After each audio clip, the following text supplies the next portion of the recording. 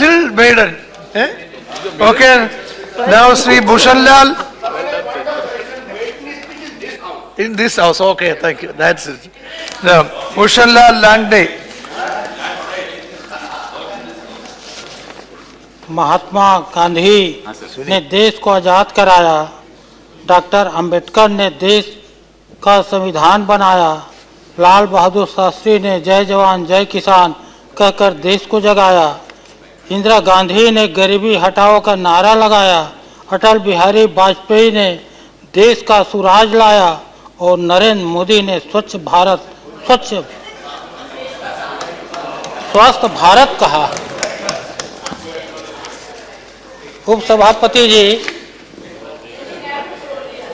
15-16 के बजट के समर्थन में मैं अपनी बात रखना चाहता हूं।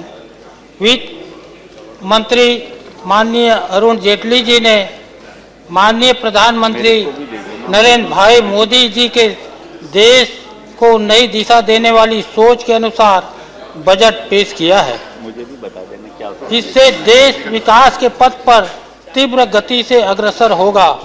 आर्थिक विकास की प्रक्रिया में राज्यों को सम्मिलित कर समान रूप से भागीदारी बनाया है।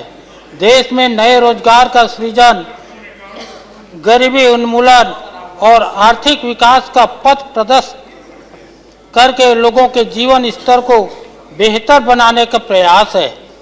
भारतीय अर्थव्यवस्था की विश्वसनीयता फिर से लौटी है।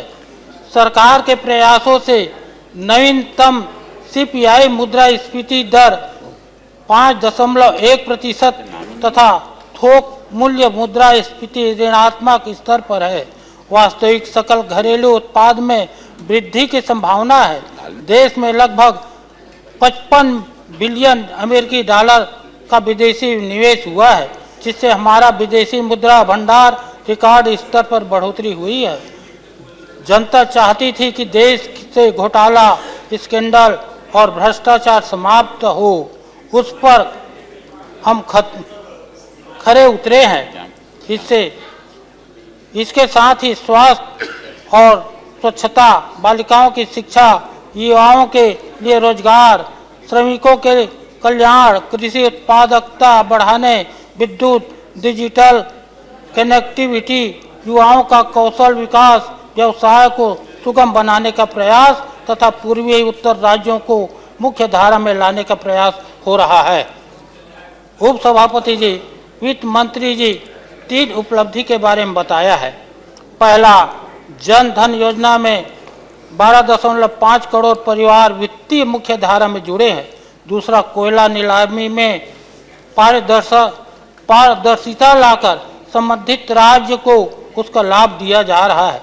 तीसरा, स्वच्छ भारत अभियान, जिसे आंदोलन बनाने में सफलता मिली है, जिसमें 50 लाख शौचालय बनने के साथ 6 करोड़ का शौचालय बनाने का लक्ष्य है।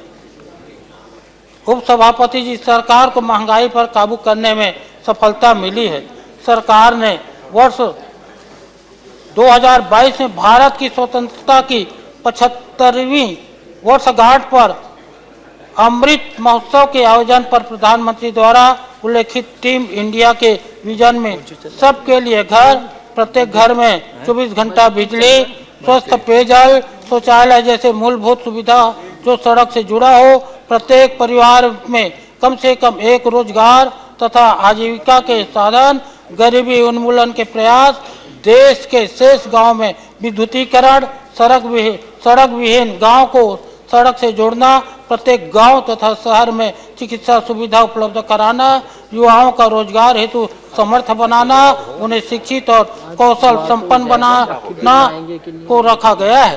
साथ ही ग्रामीण क्षेत्रों के कल्याण के लिए कृषि उत्पादकता में और कृषि उपज को सही दाम मिलना तथा सिंचित क्षेत्र में वृद्धि, गांव में संचार व्यवस्था सुनिश्चित करना लक्ष्य है।